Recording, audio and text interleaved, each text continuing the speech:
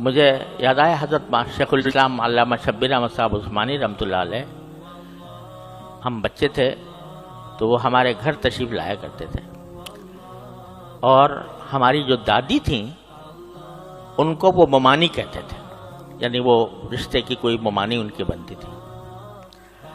तो वो हज़रत अल्लामा को बेटा कहकर खिताब करती थी।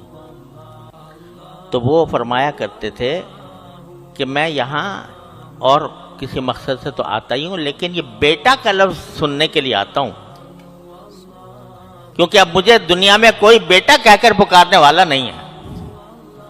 तो वो क्योंकि उसमें जो अपनाइयत है, उसमें जो लुत्फ है, वो शायद उनको शेखुल इस्लाम कहा जाता था, अल्लामा कहा जाता था, उसमें उनको इतना मज़ा ना आता हो जितना बेटा के लफ्ज़ से मज़ा आता।